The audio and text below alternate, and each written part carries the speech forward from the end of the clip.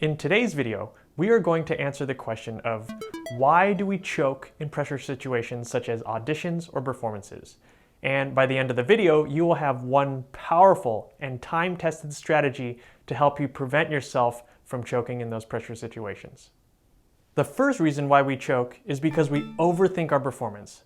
When we are on stage, we're in two different modes. We are either in analytical mode or performance mode. Now, the analytical mode is where you're very self-aware, you're thinking very logically, and maybe you're even solving a problem that has arisen on stage. For example, your shoulder gets tense, you notice your shoulder getting tense, and then you're thinking, okay, how do I solve this? Okay, release the shoulder. Okay, great, much better. Or we're in performance mode, and performance mode is all about feeling the intention and characters of your performance. For example,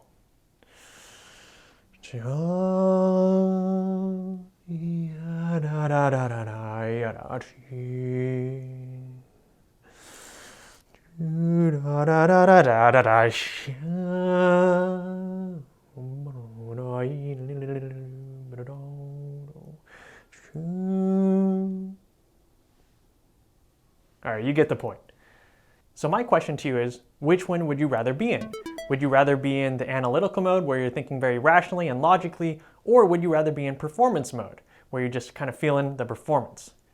Now, many of you would prefer to be in the performance mode, and I totally agree. And that's good news because when you're in the analytical mode, you choke more.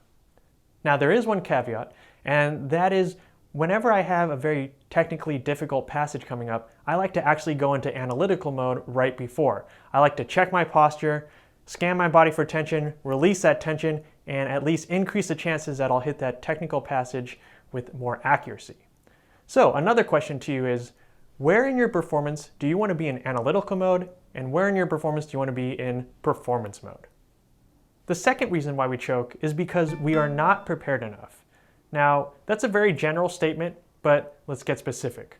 What I'm not talking about is, let's say you receive the repertoire tonight and you have to perform it in the concert tomorrow, and you end up messing up in the concert tomorrow. To me, that's just unfair expectations and really not realistic to succeed anyway.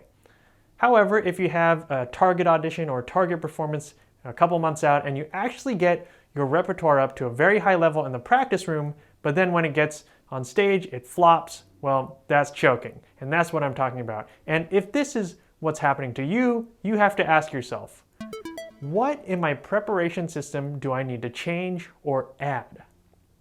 Now, this is very personal and depends on your development and your own circumstances, but I will share one thing that is often forgotten by performers, and that is to pressure test your performance. For example, in the practice room, let's say you get it up to a high level. Now it's time to bring it out to the public and get scrutinized, to get judged, to make revisions, but anything to bridge the gap between the practice room, which represents trust, safety, and a comfort zone, versus a stage, which is judgment, pressure, and a one-time only event. Now, another way that you're not prepared enough is the fact that you don't have enough experience in those pressure situations at that intensity level. Now, what I mean by that is, let's say you go into your first international competition. Well, that's going to be a brand new experience and you might end up choking. But that's okay.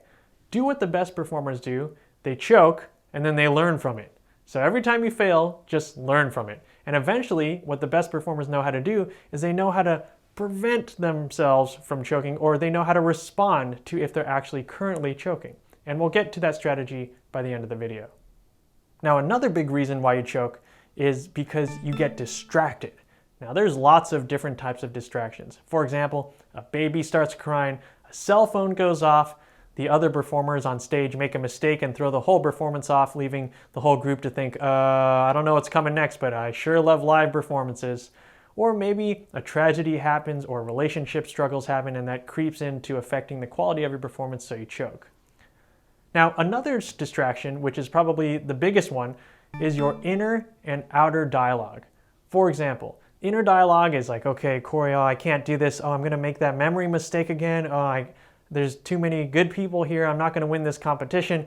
Nothing's going in my favor. Versus the outer dialogue, which is, the media or your teachers or your parents, what they think of you, what kind of self-image they put on you. For example, if the media is like, this is the best performer in the world, they never make any mistakes, just the best intonation, and you try to live up to that expectation and you miss a note by just the slightest, all of a sudden you start choking because you can't live up to that expectation. So those are the reasons why we can choke in pressure situations. But I want to leave you with a time-tested and proven strategy so you don't have to choke in your next performance. And that is simply to focus on your artistic intention. So let's go back to the first reason why we choke. Analytical mode versus performance mode. When you're so focused and absorbed in the character of your performance, you're in performance mode. Also, make sure in your preparation system that you can actually achieve this state of mind where you are able to focus on your artistic intention. Also, if you feel yourself about to choke, right, respond like the professionals and refocus on the artistic intention. And finally, if you hear babies scream or cell phones go off or your other performers are making mistakes or your inner dialogue is like very negative and bringing down your whole performance, or the outside world is creating such a high expectation of you to be perfect, ignore all of that. Just watch it go by, be in observant mode, and then come back to focusing on the artistic intention. Anyway, thanks for watching the video, and I'll catch you in the next one.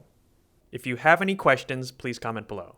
Make sure to subscribe to our channel for the latest updates and visit LiberatedPerformer.com if you want to learn more about how to be a great performer.